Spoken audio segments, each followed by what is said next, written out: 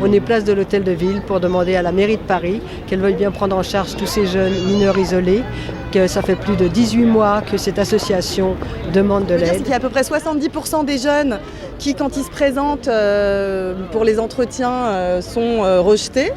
Donc ça fait beaucoup de jeunes qui arrivent et qui se retrouvent à la rue. On va donc passer parmi vous pour vous donner le micro, surtout aux jeunes mineurs, pour qu'ils puissent un peu s'exprimer sur leur parcours et voilà, les entretiens qu'ils ont vécus, la façon dont ils étaient scolarisés, pour qu'ils puissent enfin s'exprimer et raconter leur vécu. La vie d'un jeune mineur, c'est ce que la difficulté d'abord qu'il rencontre quand il vient ici. Il ne connaissait rien, qui se passe ici. Il vient, on le dirige des fois, s'il a avoir un peu de renseignements, on le dirige un peu au l'aide sociale à l'enfance. Il passe là-bas, il fait l'interview. L'interview, c'est n'importe quoi parce qu'on lui demande quelque chose qui ne sert même pas. On conteste des fois sa minorité grâce à simple visage, en simple physiquement. On ne regarde même pas son dossier. Il conteste comme ça sur sa minorité. Des fois, si on arrive aussi à le prendre en tant que mineur isolé, on le met dans un hôtel, on l'oublie, comme c'est mon cas, on l'oublie, on ne le scolarise pas, on l'attend jusqu'à ses 18 ans, on le met à la porte. Je suis mineur isolé, ouais. Alors c'est quoi ta vie tous les jours, comment ça se passe? Moi, bon, ça se passe rien parce que moi... Il ne faut pas qu'ils soient photographiés. Dire qu'ils sont considérés ni mineurs ni majeurs, enfin majeurs mais souvent avec des extraits de naissance mineurs, donc ils peuvent même pas aller au 115, ils peuvent aller nulle part.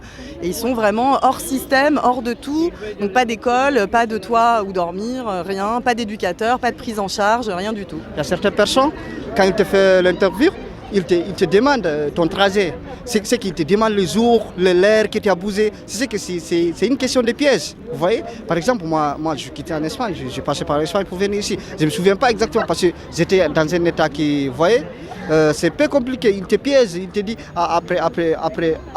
Toi-même, tu ne connais même pas ce que tu dis. Après, tu dis, tu as dit ça. Et puis, il te dit, maintenant, tu n'es pas mineur, tu es menteur, vas-y, dehors. Voilà, beaucoup de jeunes sont à la rue à un moment ou à un autre de leur trajet, alors qu'ils ont passé par des choses énormes et que s'ils sont en France, ils ont une bonne raison pour ça. Donc pas d'école, pas de toit surtout, il y a des associations mais inexistantes pour ces jeunes-là.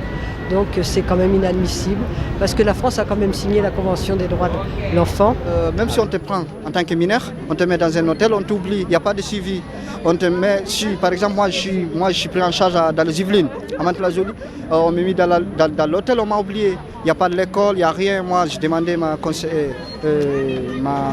référente. Je dis pourquoi moi je ne vais pas à l'école. Il m'a dit tu as 18 ans, bientôt tu vas avoir 19 ans. Tu as 17 ans, bientôt, pardon, tu vas avoir 18 ans.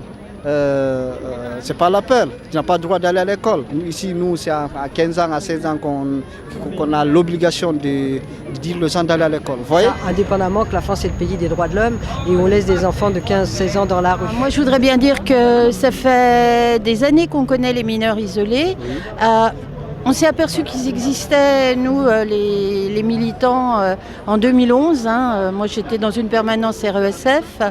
Et malheureusement, depuis 2011, on s'est aperçu que les jeunes ont des droits qui sont donnés à la Convention internationale des droits de l'enfant. Ils ont le droit à un toit, un nom, une famille, une éducation.